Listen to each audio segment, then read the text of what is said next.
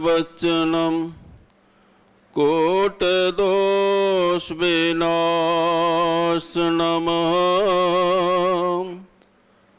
रविदास चरणम ध्यान दरणम कुल समूह उदारणम हर सो हीरा छाड़ के करे आन की आस तीनर दोजक जाएंगे सत पाखे रविदास। परम सत्कारजोग परम पूज्य गुरुदेव जी महाराज जगत गुरु धन धन सतगुरु रविदास महाराज जी देव पावन पवित्र दरबार दे अंदर साजी ने वाजी गुर प्यारी साध संगत जीओ आप सब नूं जय गुरुदेव जय श्री गुरु रविदास जी। बाणी सतगुरु रविदास महाराज जीओ की एक ओंकार सतगुर प्रसाद। मिलते प्यारो प्राण नाथ कवन भगत ते साध संगत पाई परम गते रहो। मिलते प्यारो प्राण नाथ कवन भगत ते साध संगत पाई परम गते रहो। परम सत्कारजोग गुरु प्यारी साध संगत जीओ सारियां ही संगतां नूं दास वल्लों जय गुरुदेव। आज महीने का आखिरी रविवार है, तो आखिरी रविवार को अदर स्टेटों के लिए वो ऑनलाइन जो सत्संग सुनते हैं उनके लिए होता है। पाठी साहब जी ने श्री गुरु रविदास समर्थ बानी से शब्द लिया है, मिलत प्यारो प्राण नाथ कवन भगत ते साध संगत पाई परम गत है। जे शब्द श्री गुरु ग्रंथ साहिब की बानी में भी दर्ज है। इस शब्द में गुरु जी ने प्रभु के साथ मिलन कैसे हो इसके ऊपर सवाल किया है, प्रश्न किया है। क्योंकि जो इंसानी चूल्हा है जी प्रभु के साथ मिलने के लिए मिला है। जैसे गुरबानी में आता है, पई परापत मनुख दे हुरिया गोबिंद मिलन की, एहो तेरी बरिया अवर काज तेरे किते न काम, साध संगत पज केवल नाम। सतगुरु जी अपनी वाणी में कहते हैं कि इंसानी चोला केवल और केवल प्रभु के साथ मिलन के लिए मिला है, और कर्म तो बाकी जामों में भी हो जाते हैं। हम रहने के लिए घर बनाते हैं तो जानवर भी आलने घोसने रुड्डे काट ही लेते हैं, बिल बना लेते हैं। अगर हमारा परिवार है तो जानवरों का भी है। हम अपने पेट की पालन पोषण करते तो जानवर भी करते हैं। हमारा प्रेम प्यार है तो जानवरों का भी है। जे कर्म जानवर भी कर लेते, केवल और केवल प्रभु के साथ मिलन जानवर नहीं कर पाते। तो केवल मनुष्य को ही जे अवसर मिले पई प्राप्त मनुख देहुरिया, गोबिंद मिलन की ऐहो तेरी बरिया। जे ही एक वारी है प्रभु मिलने की। 184 जून सबाई, मानस को प्रभ दी वड्याई। इस पौड़ी ते जो नार चूके, आए जाए दुख पाइंदा। जैसे एक कमरा है उसे सीढ़ी लगा दिया जाता है, और इंसान कमरे की छत के ऊपर जाने के लिए पहले डंडे पर रखता है पैर, फिर दूसरे, फिर तीसरे, ऐसे वो स्टेप बाय स्टेप आखिरी डंडे पर चले जाता है। जब वो आखिरी डंडे पर चला जाए तो कोशिश करिए जहाँ इतने उसने स्टेप ऊपर आया तो मकान की छत के ऊपर भी जा सकता है। लेकिन जेकर ऊपर ले डंडे के जाकर के पैर फिसल जाए तो नीचे गिर जाएगा, और उनको दोबारा पौड़ियाँ चढ़नी पड़ेगी, दोबारा सीढ़ी चढ़नी पड़ेगी। ऐसे ही जे मनुष्य चोला 84 लाख जूनी का आखिरी डंडा है। इसमें आकर के जे चाहे मैं प्रभु के साथ मिलना है तो मिल सकता है। लेकिन जेकर थे जहाँ पर आकर के भी मन के अधीन हो जाता है, विश्व विकारों में फंस जाता है तो नीचे गिर जाएगा। फिर ना जाने इसे इंसानी चोला कब मिले। तो इसलिए हमने जे अवसर को अपने हाथ से जाने नहीं देना।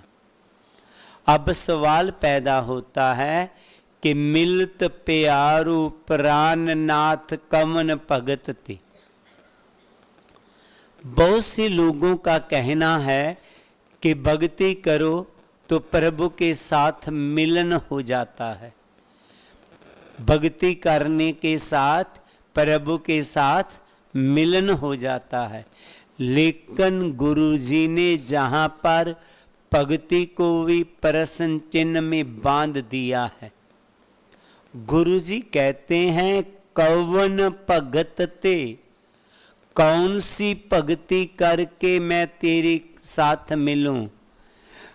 क्योंकि भगत भी बहुत होते हैं। एक देश भगत होते हैं, एक समाज भगत होते हैं, एक परिवारक भगत होते हैं, एक अपने आप के ही भगत होते हैं। उनको किसी से के साथ लेना देना नहीं है। और एक प्रभु भगत होते, जहाँ पर गुरु जी ने प्रभु भक्ति करने के लिए कहा, और प्रभु भक्ति को भी गुरु जी ने दोबारा प्रश्न चिन्ह में बांध दिया। कवन भगत ते, कौन सी प्रभु भक्ति की जाए। प्रभु भक्ति के भी कई तरीके हैं, और प्रभु भगत जेड़े हैं 5 प्रकार के कहे हैं विशेष करके। हिरसी भगत, आरत भगत, जग्यासु भगत, अर्थार्थी भगत और ज्ञानी भगत। हिरसी भगत, जिनको दिल से प्यार नहीं है, दिल से प्यार नहीं है, वो किसी की ओर देख करके प्रभु भक्ति की ओर चल पड़ा। वो प्रभु भक्ति करता है, मैं भी करूं, वो प्रभु का नाम लेता है, मैं भी लूं। अपने मन में उनके श्रद्धा नहीं थी। ऐसे लोगों को हिरसी भगत कहते हैं।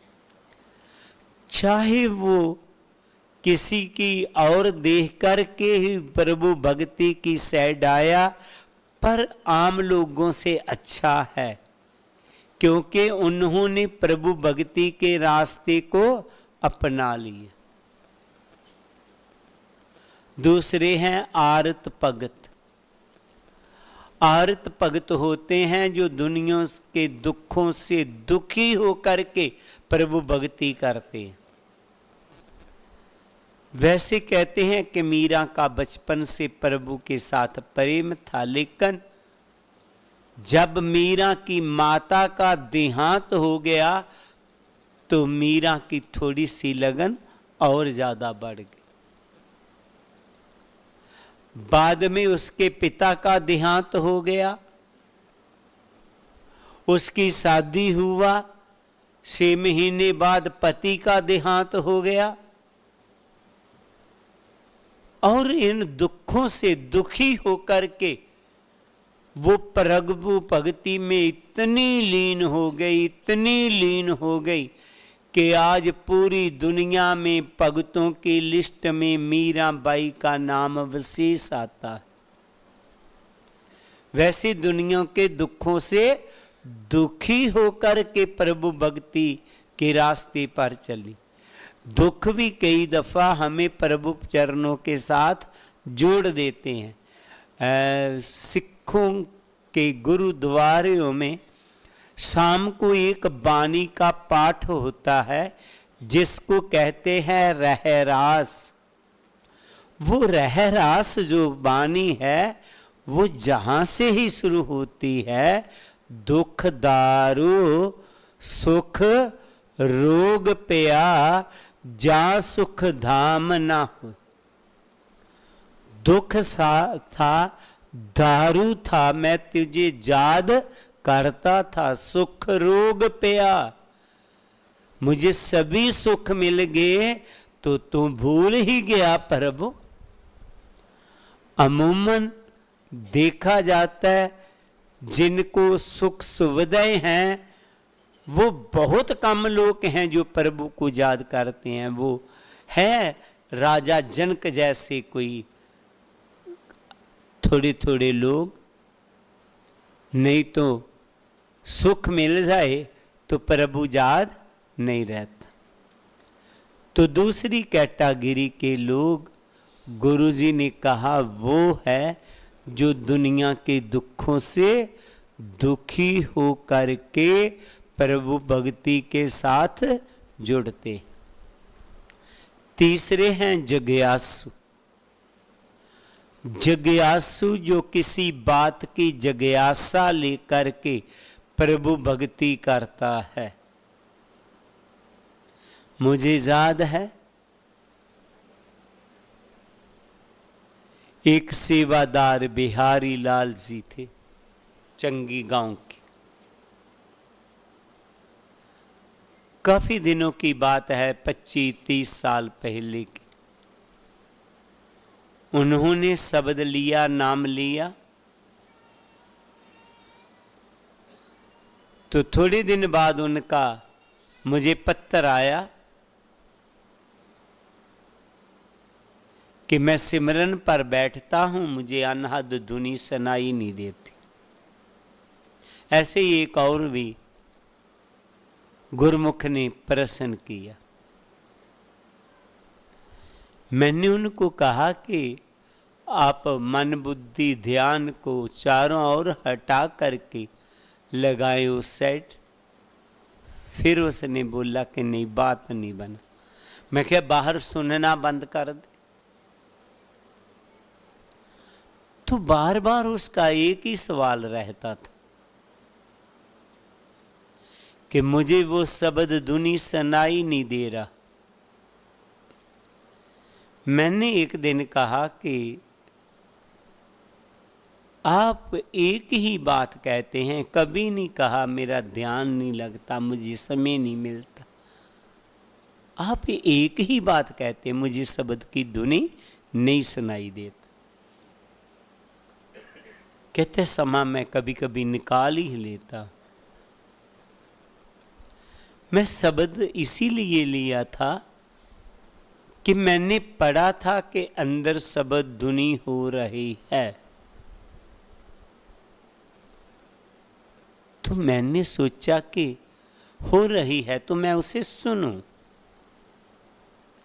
ऐसी सोच लेकर के किसी सच्चाई को जानने के लिए प्रभु भक्ति करता है, उसको जिज्ञासु भगत कहते। चौथे हैं अर्थार्थी भगत। अर्थार्थी भगत होते हैं जो कोई खास खाहस लेकर के, उम्मीद लेकर के प्रभु भक्ति करता है।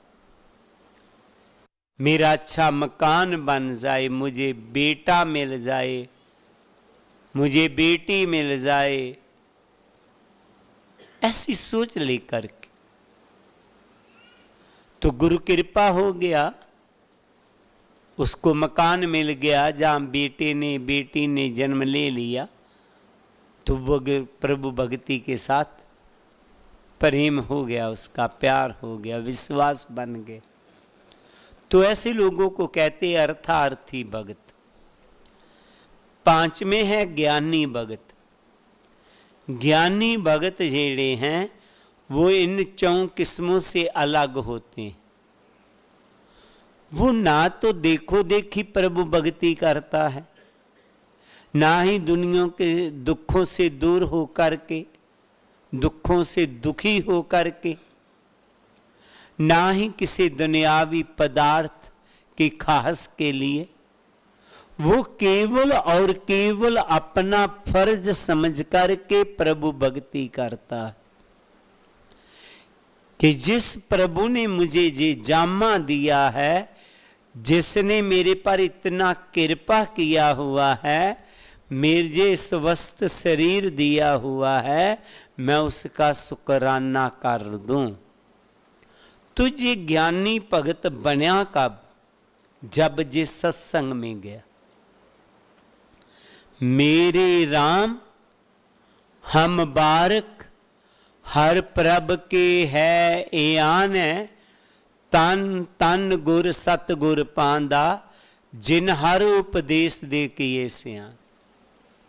ऐ मेरे राम, हम ऐसे थे जैसे एक कोरा अनपढ़ बच्चा होता है, जिसे कोई औड़ा एड़ा, कोई का खा, कोई ABC कुछ नहीं आता है, पर जब कहीं उस स्कूल में आना जाना शुरू कर देता है तो किसी दिन को वो हर विद्या को हासिल कर जाता है। ऐसे ही हम रूहानियत पढ़ाई से कोरे होते हैं, हमें बिल्कुल ज्ञान नहीं होता। सत्संग सुनने से हमारे अंतर ही अंतर विराग हो जाता है। इसलिए गुरु जी ने कहा है, अगर कोई प्रभु के साथ मिलन चाहता है तो सबसे पहले वो सत्संग में आए। मिलत प्यारो प्राणनाथ, कवन भगत ते साध संगत पाई परम गत है। संतां की संगत करने से जे परम गति को प्राप्त करेगा, इसको ईश्वर को पा सकेगा। क्योंकि जितनी देर तक इसको जे पढ़ाई नहीं मिलेगी, विद्या नहीं मिलेगी, रूहानियत, तो जे मालिक के साथ नहीं मिल पाएगा। इसलिए जैसे भी हो आप सत्संग के साथ जुड़े रहे। अगर आप ऐसे नहीं आ पाते तो आजकल ऑनलाइन सत्संग होते हैं, आप ऑनलाइन सत्संग सुन सकते हैं। सत्संग सुनने से ही आपके मन में प्यार की जागृति होगी। अगर आप सत्संग में नहीं जाएंगे, सत्संग में नहीं बैठेंगे, सत्संग नहीं सुनेंगे, तो धीरे धीरे प्रभु प्यार खत्म हो जाएगा। ज्यों ज्यों आप सत्संग सुनेंगे, त्यों त्यों आपके मन में प्रभु प्यार बढ़ेगा। इसलिए गुरु जी ने हमें बार बार सत्संग में जाने के लिए प्रेरित किया है। सतगुरु कबीर जी ने तो जहाँ तक कह दिया, रिद्ध सिद्ध मांगू नहीं, मांगू तुमसे ए निस दिन दर्शन साध का, कहे कबीर मोहे दे।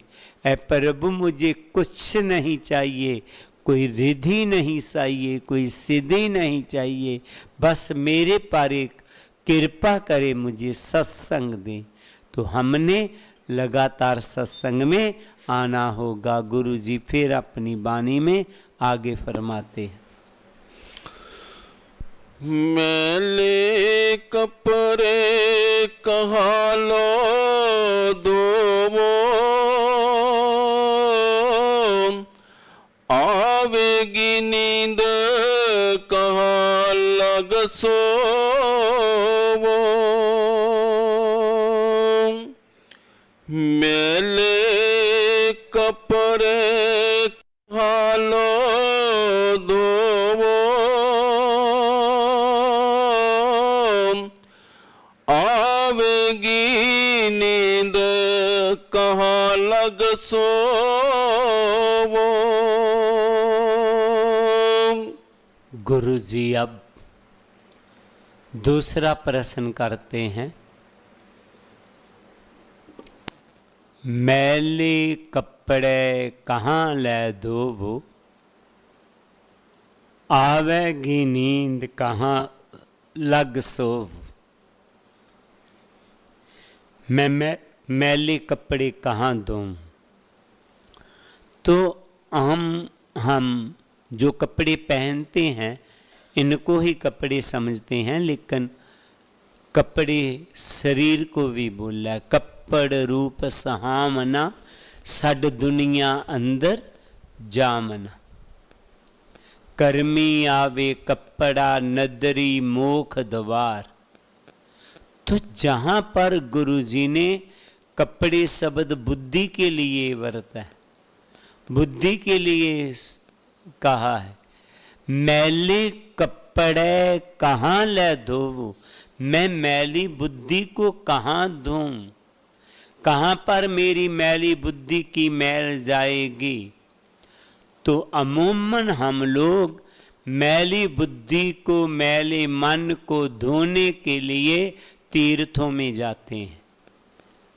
हम ही रूटीन है कि हम तीर्थों में जाते हैं कि वहाँ पर जाकर के हमारे मन की मैल खत्म हो जाएगा। ठीक है, आपके पास समय है, पैसा है, आप तीर्थों में जाएं, बहुत अच्छी बात है। तीर्थों में जाने से एक ही फायदा होता है, जो गुरबानी में कहा है, उठ फरीदा सुत्या, उठ सैर करनू जा, मत कोई मिल जे बख्शिया, सैन तुम ही बख्शिया जा। जा फरीद, तू सैर करने के लिए जा, सैन वहां पर तुझे कोई प्रभु प्यारा मिल जाए, तुम ही बख्शिया जाए।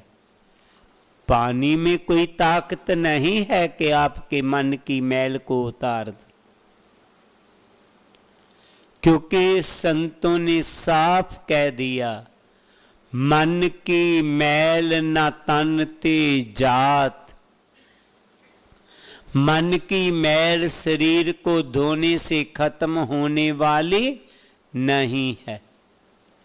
सतगुरु कबीर जी ने कहा है, काया मांजस कवन गुना, जो गट भीतर है मलना, लौकी 68 तीर्थ नाई, कौड़ा पन तो ना जाई। लौकी, अमूमन लौकियाँ मीठी ही होती हैं, हम उनकी सब्जी बनाते हैं, लेकिन कुछ लौकी कड़वी भी होती। जो कड़वी लौकी है उसको सारे तीर्थ स्नान करवा दो, 68 तीर्थ स्नान करवा दे वो, तो भी वो साफ मीठी नहीं होगी। जैसे वो लौकी को बाहर तीर्थों में स्नान करने से उसकी बाहर की माटी तो धुल सकती है, लेकिन अंदर की कौड़तन खत्म नहीं होती। ऐसे ही हम जो तीर्थों में स्नान करते हैं, हमारे तन की मैल तो उतर जाएगी, लेकिन मन की मैल नहीं उतरेगी। विचार करना है, मन की मैल कैसे जाएगी। सतगुरु रविदास जी कहते हैं, माधवी सतसंगत शरण तुम्हारी, हमें अवगन तुम परोपकारी। कि गुरु की संगत एक ऐसा तीर्थ है, सतगुरु जी कहते हैं, जहां हमारे मन की मैल खत्म हो जाएगा। जी बात गुरु अर्जन देव जी ने भी कह दिया। 12वां उपदेश में उन्होंने फरमाया, माग मंजन संग साधुआ, तूड़ी कार्य स्नान, हर का नाम ते आए सुन, सबना नु कर दान, जन्म कर्म मल उत्तरै, मन ते जाए गुमान, काम क्रोध ना मोहिय, बिन से लोभ सवान है। जीव अगर माग मंजन संग साधुआ सच्चाई स्नान करना है तो साधुआं दी संगत च जा। उनकी संगत करने से जन्म कर्म मल उत्तरै, तेरे जन्मा जन्मा के कर्मा की मैल उत्तर जाएगी, तो पवित्र हो जाएगा, तो साफ हो जाएगा। तो गुरु प्यारी सत्संगत जी, सत्संग ही एक ऐसा तीर्थ है जहां काले कागों से हंस बनते हैं।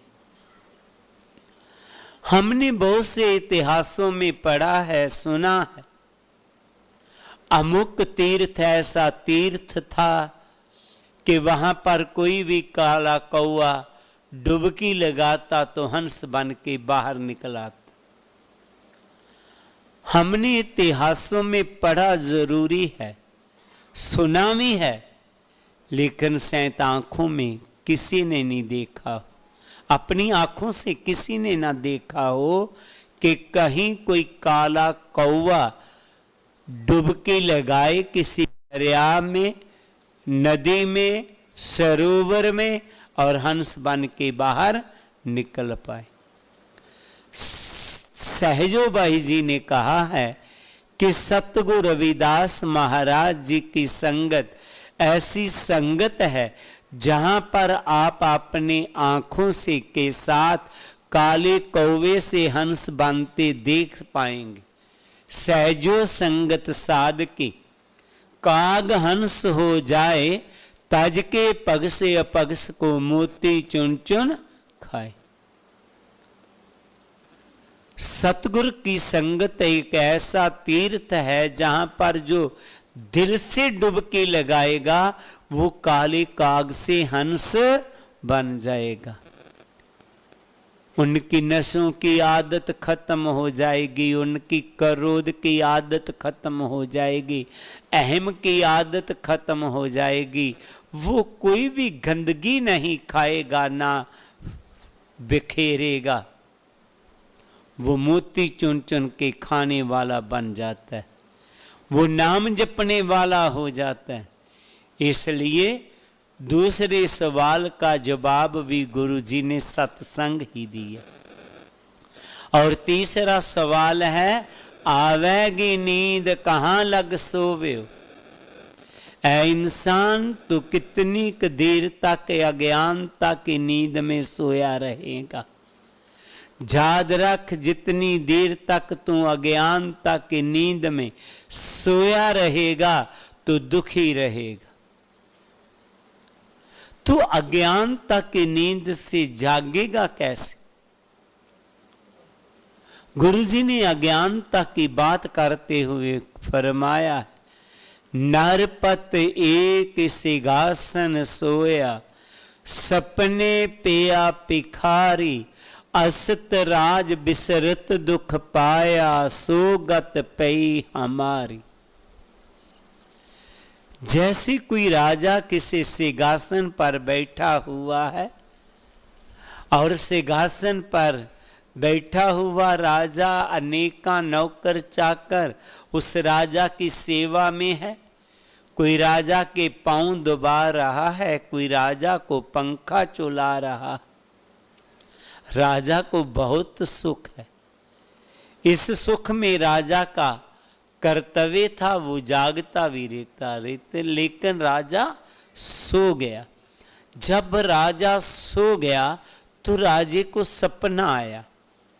सपने में वो राजा भिखारी बन गया, तो भिक्षा के लिए दर से दर जा रहा है और उसे कोई भी भिक्षा नहीं डाल रहा। उसको बहुत भूख लगी हुई है, प्यास लगी हुई है, लेकिन ना उसे पानी मिल रहा है, ना उसे खाने के लिए भोजन मिल रहा है। वो बहुत दुखी हो रहा है, लेकिन ये दुख उसको कब तक रहेगा? जब तक वो राजा सोया हुआ है। अगर जाग पड़ेगा तो क्या देखेगा? वो भिखारी नहीं है, वो राजे का राजा है। सोगत पई हमारी, वो ही हालत हमारी है।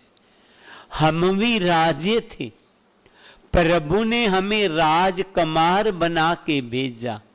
हम परमपिता परमात्मा के बच्चे थे, उनकी औलाद थी, लेकिन अज्ञानता में पड़ गए, नशों में पड़ गए, विकारों में पड़ गए, निंदा चुगली में पड़ गए, तो आज हमारी हालत वो भिखारी जैसी बना हुआ। तो आवेगी नींद कहाँ लग सोवो। है इंसान, इस अज्ञानता की नींद में तू कब तक सोया रहेगा? जब तक इसे सत्संग नहीं मिलेगा। जब इसे सत्संग मिल जाएगा तो जे अज्ञानता की नींद से जाग पड़ेगा। अगर अज्ञानता दी नींद से जाग पड़ेगा तो बहुत बड़े से बड़ा दुख भी इसे दुखी नहीं कर पाएगा, क्योंकि इससे ज्ञान हो जाता है। मुझे याद है, सौवाल गांव है, वहां पे एक सेवादार थे, बहुत ही मुस्कुराते रहते। अचानक आज से 25 साल पहले की बात, उसके बेटे की एक्सीडेंट से मौत हो गया। तो मैंने सोचा कि वो हर टाइम खिरा हुआ चेहरा, वो हंसने वाला चेहरा मुरझा गया होगा। आज इतना कष्ट उसे दे दिया प्रभु ने। मैं अफसोस करने के लिए सौवाल पहुंचा। तो जब वो मुझे मिला तो उसका चेहरा वैसे ही था, वैसे ही खिड़ा हुआ, वैसे ही चेहरे पे रौनक। मैंने सोचा कि इसको बेटे का कोई गम ही नहीं है। तो इतने में उसकी बहन आ गई रोती रोती। तो वो कहने लगा, बहन चुप कर। कहती वो चला गया। कहना, देख बहन, हमने भी जाना है, जी कुदरत का नियम है बहन। जो सूरज उदय हुआ है अस्त होना है, जो जीव आया है उसने जाना है, इसमें रोने की क्या बात है। अगर हम कुदरत के नियम को नहीं मानेंगे तो दुखी होंगे। मैंने कहा इतना ज्ञान इसे, तुझे ज्ञान कहां से मिला? सत्संग से। आवेगी नींद कहां लग सोवो, अज्ञानता की नींद में कब तक तू सोया रहेगा? जब तक सोया रहेगा अज्ञानता की नींद में तू कष्ट उठाएगा। जब सत्संग मिलेगा तो अज्ञानता की नींद से जाग पड़ेगा और जे दुखी नहीं होगा। तो हमें 3 सवाल गुरु जी ने कहे, तीनों सवालों का जवाब गुरु जी ने सत्संग ही दिया। प्रभु के साथ मिलन कैसे होगा? अज्ञानता की नींद से जागेगा कैसे? और मन की मैल खत्म कैसे होगी? सत्संग में जाकर। इसलिए आप वडभागी हैं जो लगातार सत्संग में आते हैं, लेकिन डुबकी लगाना है, गहराई में जाना है तो ही काम बनेगा। अगर आप किनारे पर बैठे रहेंगे तो गल बात बनने वाला नहीं है। पातशाह जी फिर अपनी बानी में आगे फरमाते, जोई जोई जोरियो सोई सोई फाटयो, झूठे बनज उठ ही गई हाटयो। जोई जोई जोरियो सोई सोई फाटयो, झूठे बनज उठ ही गई हाटयो। गुरु जी कहते हैं कि मैं जिन जिन के साथ प्यार जोड़ा उस के साथ ही बाद में प्यार टूट गया। किसी के साथ भी प्यार नहीं। गुरु जी कहते जोई जोई जोड़ियो सोई सोई फाटियो, चूठे वनज उठ ही गई हाटी। झूठे वंश में, झूठे व्यापार में हमारी हट्टी बर्बाद हो गया। प्रभु ने हमें जे हट्टी दिया था, दुकान दिया था, इसमें सवास जो है वो रास दिया हुआ था, लेकिन हम विकारों में पड़ के जे राशि को आवागौन ही गवा दिए। 4 गवाया हंड के, 4 गवाया सोए, हीरा जन्म कौडी बदले खत्म कर दिया हमने। नहीं, हमने झूठे वंश में अपनी राशि को बर्बाद नहीं करना। जी रास जो सांस है बहुत कीमती है, विकारों में, निंदा चुगली में नहीं खत्म करने हैं। क्या करना है? कबीरा सोया क्या करें, जागन के चकर चोप, एदम हीरा लाल है, गिन गिन गुर को सौंप। ये जो सांस है हमारे हीरे जवाहरातों की तरह है, एक एक गिन के सतगुरु को देना है।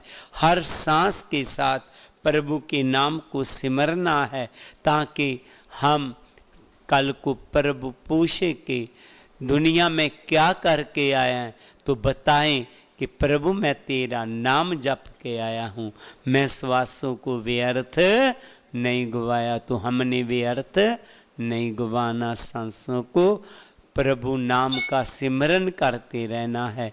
गुरु जी फिर अपनी वाणी में आगे फरमाते,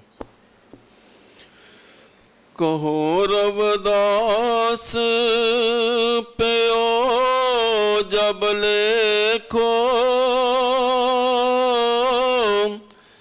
जोई जोई कीनो सोई सोई देखो। कहो रविदास प्यो जब लेखो, लेखो जोई जोई कीनो सोई सोई देखियो। सारा शब्द कहने के बाद गुरु जी कहते हैं, कहो रविदास प्यो जब लेखो जोई जोई कीनो सोई सोई देखे। गुरु जी कहते हैं कि मैंने देखा है कि इंसान जैसे जैसे कर्म करता है वैसा वैसा इसे फल मिल जाता है। जा बीजे सूलूने कर्मा संदड़ा खेत। जे कर्मा का खेत है, जैसा बीजेगा वैसा मिल जाएगा। आपे बीज आपे ही खाए, नानक हुक्मी आवे जाए। जो हम बोएंगे वो ही हमें मिलेगा, जे नहीं होगा। जैसे फरीद जी ने कहा है, फरीदा लोड़े दाख बजूरियां किकर बीजे जट, हंडे उन कताइंदा पैंदा लोड़े पट। बीजे किकरा और सोचे अंगूरा के गुच्छे लग जाएं वहां पर, नहीं लगेंगे। अगर किक्कर बीजे हैं, बबूल बीजे हैं तो कांटे ही मिलेंगे, वहां फल मिलने वाला नहीं है। जुलाई को ऊन दिया है, आप कहें रेशमी कपड़ा बना के दे तो ये मिलने वाला नहीं। कह रहे हैं हम नशे, कह रहे हैं निंदा और चुगलियां, कह रहे हैं क्रोध, कह रहे हैं अहम, और सोच रहे हैं हमें जीवन का आनंद मिले। ऐसा होने वाला नहीं है। अगर जीवन का आनंद लेना है तो हमें क्रोध को त्यागना पड़ेगा, हमें निंदा चुगली को त्यागना पड़ेगा, हमें नशों को त्यागना पड़ेगा। गुरु जी ने बहुत सुंदर कहा था, चंगे कर्मा नाल सुख होन पैदा, मंदे कर्मा नाल सदा दुख हुंदे। दुख डिगदे नहीं असमान उतों, कारण दुख दा खुद मनुख हुंदे। दुख कोई असमान से नहीं घिरा करते। कुदरती दुख होते हैं, जैसे पिछले दिनों में बहुत सारी बरसात हो गया, दरियाओं में पानी आ गया, कई गांवों में पानी चला गया, सुनामी लहरें आ गई, भूचाल आ गया। ये कुदरती दुख है। घर में झगड़ा किया, लड़ाई किया और झगड़ा करके एक दूसरे से दूर होकर के दुखी हो रहे हैं हम लोग, तो ये किसी का दोष नहीं है, ये प्रभु का दोष नहीं। नशे करते हैं, घर में लड़ाई झगड़ा रखते हैं, तो ये किसी का दोष नहीं है। निंदा चुगली करते हैं, आखिर हमारी सच्चाई का मालूम पड़ जाता है, लोग सभी हमें ऊपर उंगलियां उठाते हैं, तो किसी का दोष नहीं है। इसलिए गुरु जी कहते हैं कि वो कर्म कर जो सुख तुझे आनंद दे, सुख दे। वो कर्म नहीं करने हैं जो हमें दुखी करे। इस शब्द में गुरु जी ने ज्यादातर सत्संग के लिए बोला है, तो लगातार हम सत्संग चाहते जाते रहेंगे। तो जो गुरु जी ने कहा है, जैसे प्रभु के साथ मिलन, मैले मन को धोने की बात, अज्ञानता की नींद से जागने की बात, बुरे कर्मों को छोड़ने की बात, तो सभी कुछ सत्संग से प्राप्त होगा। इसीलिए सतगुरु कबीर जी ने कहा था, बार बार कर जोड़ कर सुनिए करूं पुकार, साध संग मोहि दियो नित परम गुरु दतार। ऐ प्रभु, मैं हाथ जोड़ करके बार बार आपके चरणों से एक ही निवेदन करता हूं कि मुझे संता का सत्संग देते रहना, ताकि सत्संग में आकर के मेरी बुद्धि शुद्ध रहे, मैं ज्ञानवान रहूं, मैं अज्ञानता में ना जाऊं और प्रभु के नाम के साथ मेरा प्यार जुड़ा रहे। सो गुरु प्यारी सत्संग जियो, जैसे आप सभी सत्संग में आते हैं, आपके ऊपर गुरु कृपा है, ऐसे ही हम सत्संग में जुड़े रहना है। सभी संगत को जय गुरुदेव।